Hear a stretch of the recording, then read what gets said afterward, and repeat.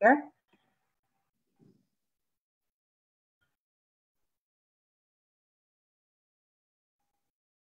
Okay, yay, Heather, we are live. So welcome everybody, I'm Sara DiVello, and today is the launch of our Mighty Mystery author interview series, which I will be hosting going forward. And today we kick off with none other than New York Times bestselling author Heather Gudenkauf, here to talk to us about her brand new book, This Is How I Lied. Yay!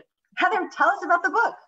Well, I'm so excited to share it with you. So This Is How I Lied is a story about teenager Eve Knox, who we learn very quickly meets her demise and is found by her little sister Nola and her best friend Maggie in some caves near her home. And there are several suspects in the beginning, but not a lot of evidence to arrest anybody. So very quickly the case goes cold. And 25 years later, we find that Maggie's all grown up. She's a police detective with her local police department and 7 months pregnant. And new evidence in the case of Eve's death is discovered. And then Maggie very quickly gets drawn into the case, and she starts digging and looking at clues and uncovering truths. And lo and behold, somebody out there doesn't want anything to be discovered about what happened that night in the caves. And so Maggie finds herself fighting for her life and the life of her unborn child. Oh my gosh, I am already 100% sucked in. And of course, I am not the only one. New York Times bestselling author Gilly McMillan says, This Is How I Lied, Gudenkauf proves herself the master of smart, suspenseful, small town thrillers that get right under your skin. That is but one of many, many rave reviews. So I think we are all super excited because there's something about unsolved cases, cold cases that are just so riveting, so fascinating. I think we're all sort of intrigued by the idea that that someone could potentially get away with a crime and can justice be procured. So tell us about how that hooked you in and why you wrote about that.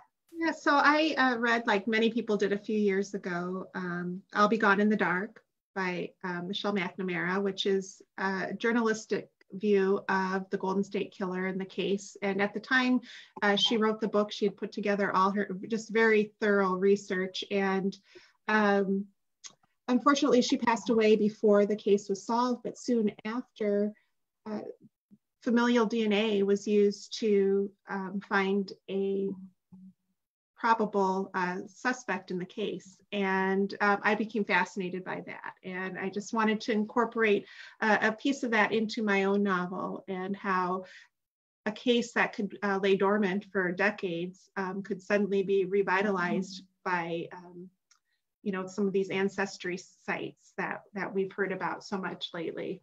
So that's where the beginning of the idea started. Oh, it's so interesting. And it ties together so many different topics. Again, the idea that someone could get away with a horrific crime, the idea of DNA and sort of, that we could be found by this or found out by this, or that this could be valuable clues. It's all so tasty, Heather. I'm excited. So how long did it take you to write this book? So it took me about a year. I write my first draft rather quickly. I call it ugly writing. I just get it all down on paper or on the computer, and then I go back, and that's when the real work begins and the heavy revisions. And so I would say it took about a year from beginning to end to get it all put together. Yeah, that's fast. I think that's it. I mean, I'm currently 6 years in to my next project. So I am in awe. I'm genuflecting to your mystery genius. And tell us about your path to publication. Was it smooth and breezy? Were you hacking on your path through the jungle? Tell us about that. Yeah, I was a third grade teacher when I started writing, and I had just packed up my classroom for summer break, and I started writing The Way to Silence, my first book, that summer, and finished the ugly first draft at the end of summer, when I went back to put my classroom back together, and then I stuck it in a drawer. And a few months later at winter break, I pulled it out again and asked myself, what can I do with this? And I got a great book called The Writer's Market. And I found a literary agency listed in the pages that represented books that I liked. And I sent the first 50 pages of The Way to Silence off. And thankfully, they liked what they saw and represented me. It took a year and a half to get the book in really good shape before it was ready to send to publishers. So then it took another year and a half to find a home for This Is How I Lied. And so in between that year and a half, when the queries were being sent out and the manuscript, I did get many rejections, but just need one home, and I was fortunate to land where I did. Oh, that's so awesome. And thank you for sharing all those details with us, because that's always one of our most popular questions is people want to know, what was that like? And so thank you for your transparency. I think I'm also just sort of very intrigued that a third grade teacher could be writing these mysteries by night. I just love the juxtaposition of a sweet third grade teacher, being with our youth in the morning and then going home and writing about death. Right. Yes, I wouldn't recommend them for third graders for sure. But I was lucky. I get the same question about growing up. What kind of house did I grow up in? That I can write such things. And I always say, well, fortunately, I grew up in a great home where my parents allowed me to be creative and really honored that in me and encouraged that. So I'm able to separate the two. I love that. And I was reading on your bio that you grew up in South Dakota, and you would often climb into a little box with your books. Yeah, so we had a toy box that my dad was a guidance counselor out in South Dakota on Rosebud Indian Reservation, and the students built our family a toy box when we were getting ready to move away. And so that was my go-to place to get away from my 5 older brothers and sisters and from the craziness of the household. And I'd climb in with my books and a flashlight. And that's really where I learned to read, and really my love for reading began, and then writing. I love this image of baby Heather in a little box, with her little flashlight, reading by flashlight at night. Yeah, and it's even, it is sweet. And, actually I'm sitting here where I do my work, and the toy box is sitting right next to me. You can't see it, but my parents painted it up and put lovely little stencils on it and gave it to me as a wedding gift for when my husband and I got married. So my own kids have played in and out of there as they grew up too. So. Oh my gosh, Heather, that's so cute. I love it. That's really, really lovely. So as you have been, transitioning from being a passionate reader and now, of course, a writer, what's some of the worst writing advice that you've ever got? Everybody's so, everybody wants to give good advice, and what works for one person might not work for another person. But I think the one that's the most leading, I think it's very common for people to get, is when someone tells you, write what you know. Because I think if you only do that, then, my life is quite boring, thankfully. And that wouldn't make for a great book, a great story. So, I think, of course, you want to be knowledgeable in what you're doing and what you're writing, but more importantly is research what you're writing to make sure it sounds authentic and reads true.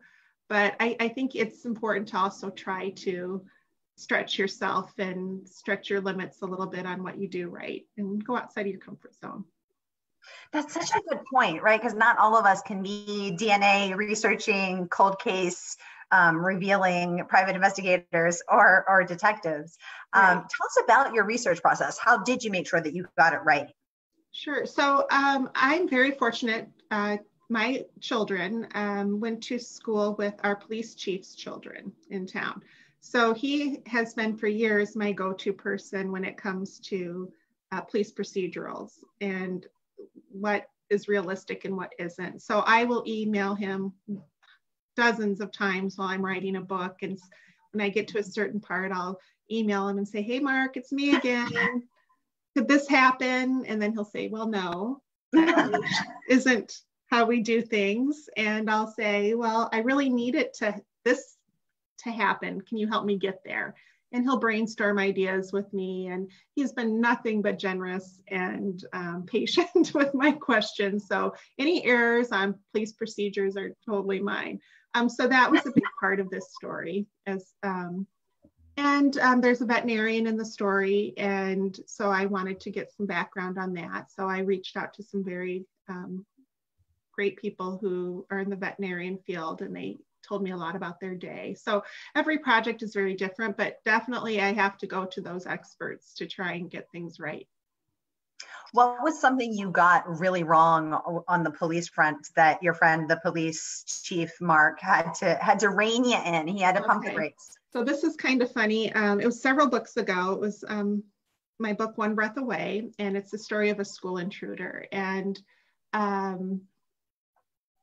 the school intruder is in this classroom, and this teacher, great teacher, is trying to protect her students. And I told Mark, I want her to throw, you know, those heavy duty staplers that from elementary classrooms that are like 100 pounds, you know, I wanted her to throw one of those at the villain. And I wanted the villain to shoot it out of the air, you know. Ooh. And he said that would never, ever, ever happen. He would have to be like the best marksman in the world to get that. And so it didn't get in the book quite that way.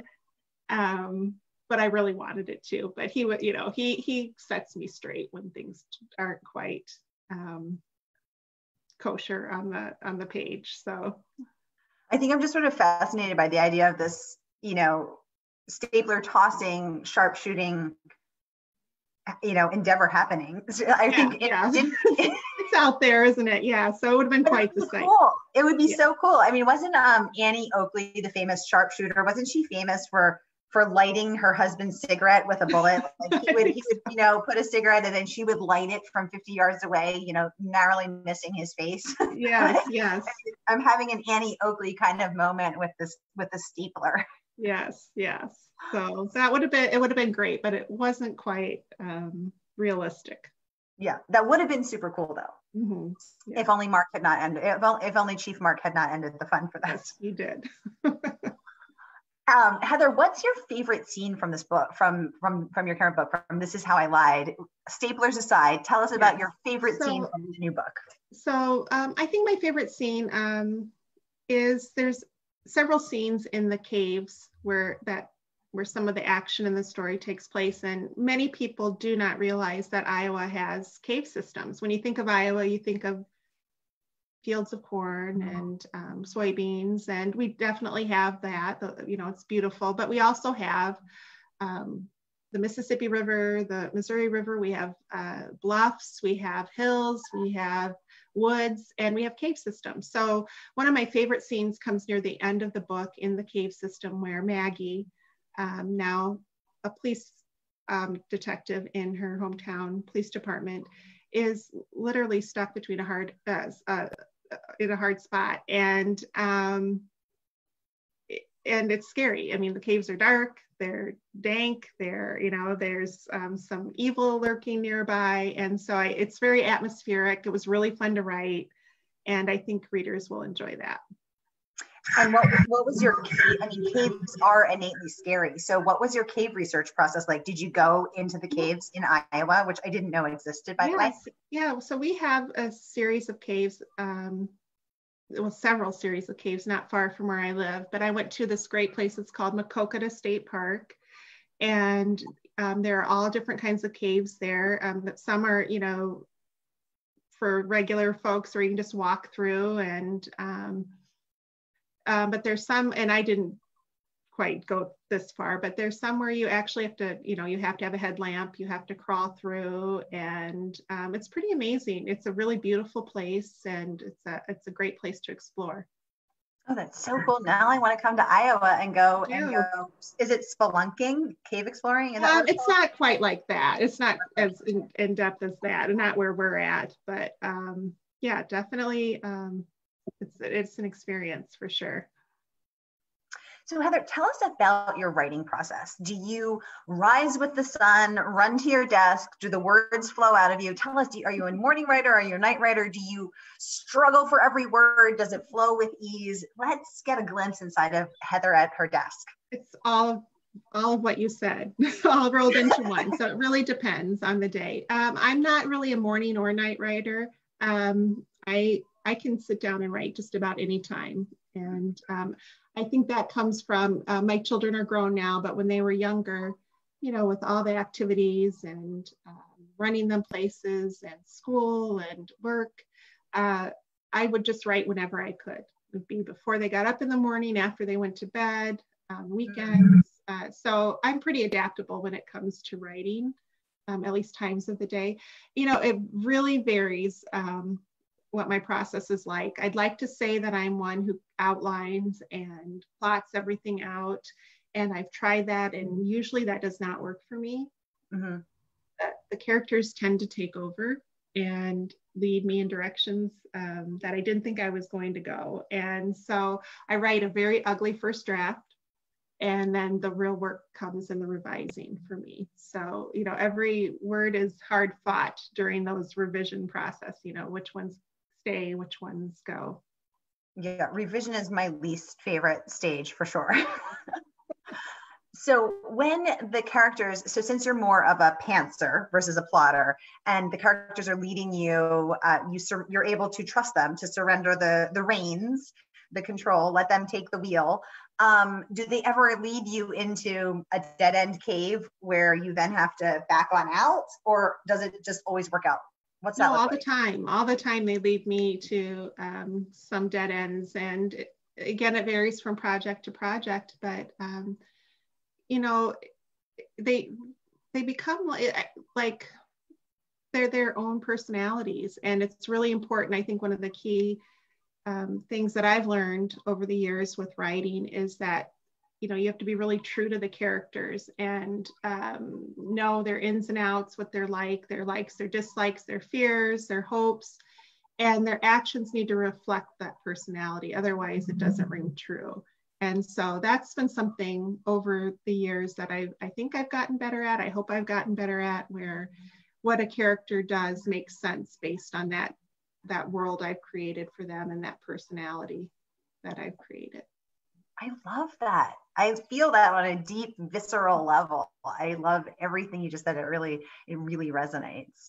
Because I think that's hard for all of us, both on the page, for the writers among us here, and for people in general, just in your daily life, to actually just let people be who they are, right? We've all had that experience in our, you know, relationships, friendships, family relationships, whatever, where you want people to be a certain way and they're just not. And that process of letting go and letting them be who they are is an interesting one, and often a challenging one. Right. So what is one thing you want people to feel when they're reading this book, or what do you want when people leave this book? What do you want them to have experienced? Well, I know for me, especially with the pandemic and social distancing, and I've always turned to books in many aspects of my life for escape or comfort, or escape mostly. And I really hope that This Is How I Lied is that for people. It's, you know, it's kind of a wild ride. It's, you know, it's dark and twisty and a little bit unsettling, but it's a different kind of unsettling than what we're experiencing right now in the world. And I hope that readers will pick it up and just be transported for a few hours and come away with, you know, wow, that was a fun ride. That was exciting. A good read. I love that. And it's so true. Books have always also been my escape. And especially now, you know, of course I'm staying home. I'm being, you know, doing my part to be, you know, contribute to social distancing and you know, be safe at home. But my attention span has shrunk to the size of a tiny little flea. Like basically I can only be entertained by animal videos or funny videos or mysteries, because they're so, you know, they suck me in and they're so interesting and exciting. And that's the one genre that I have been able to read through the pandemic for that exact reason. So thank you for providing that to the readers. And I think that that's something that we can all sort of look forward to is having that escape. That's, you know, that'll be much needed and much appreciated by so many people. So thank you for that. Do you let's talk about writerly dreams. Do you see this book ideally ending up on the big screen, a Netflix series, a TV series? What would be best for This Is How I Lied? Oh gosh, well, I would take either. Either one would be fabulous. But I always look, when I'm writing a book, I always create, when I'm focusing on the characters, I always have a notebook where I have I'm describing the characters and all their traits and likes, dislikes, all that. And I always, we get the snapshot on the page, and but I see before that what gets on the page, and I, envision what happens afterwards. And I think what would be fun would be a series where you could, like a Netflix, extended series where you could get to know the characters and their backstory and, their forward story. And I think that would be really fun. It's a nice dream to think about. And who would be starring as these sisters in the series or this film? Okay, so I would say, oh gosh, for Eve, I cannot think of her name, and I'm ashamed because she's such a great actress. She was in Unbelievable. Toni Collette. Yes, she would be great as the older version, and the younger version, also in that same series, is the teenage girl who played in Unbelievable, would be the younger version of Eve. So I think that would be amazing. And then I think Amy Adams would be great as Nola. I just think she could nail that that person. So she's such a complex character. And I think Adams would be fabulous. And then for Maggie, oh gosh, I picture Carrie Russell. I just think, she would be a great fit too. So it's fun to think about. And are we talking Carrie Russell in Dawson's Creek? Or are we talking Carrie Russell in The Americans? The Americans. Yes. For Maggie. Mm-hmm. Yes. Adult Maggie. Adult Maggie. Yeah. I love Carrie Russell.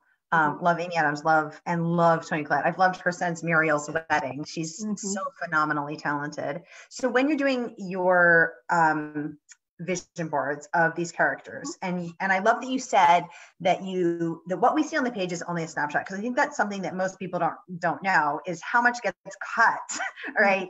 And how much work gets put into creating these characters, how much then gets cut. So you're actually only seeing the good cuts. But it takes so much more than that to create a truly dynamic, truly complex, layered, fascinating, real person. So do you picture these actresses when you're creating these characters, or do you fill those in later, sort of mentally? No, I do. It's a process as I go, but I use, I've been using Scrivener, which is a great application for writers if you choose to. I'm very visual, and I do snapshots of what I think the character might look like, and settings, and just everything. And there's little bulletin boards in this program where you can tack up pictures, virtually on your pages, and it really helps me as I focus. And so that's been a great resource for me as well.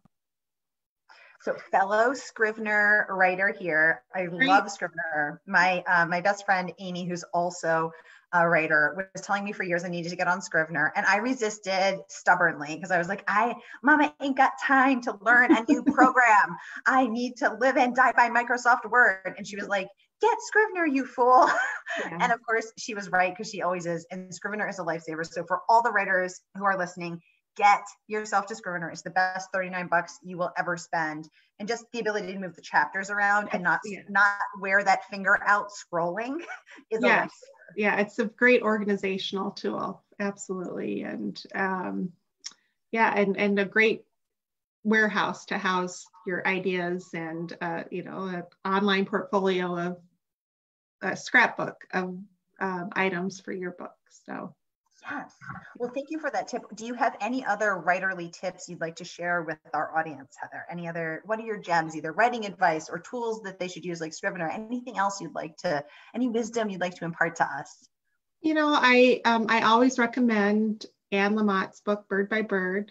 for readers. And I think that's one that's pretty well known, but I go to it, revisit it all the time. And one of my favorite, two favorite parts of it, of course, is what the title's based on, Bird by Bird, because writing a book can be incredibly overwhelming when you think of a whole project out in front of you.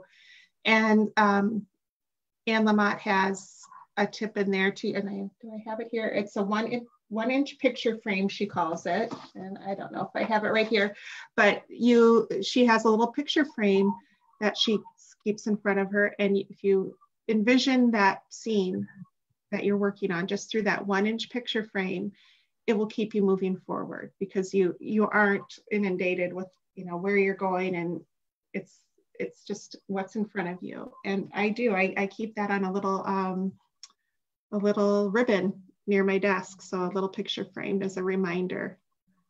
Yeah, so that's my advice. Yeah. That's so, yes, exactly. And I actually also do the same thing. Because I love that book and have read it until the pages are worn, I went and bought a little 1 inch picture frame and keep it also on my desk as a reminder. I don't have to know the whole story now.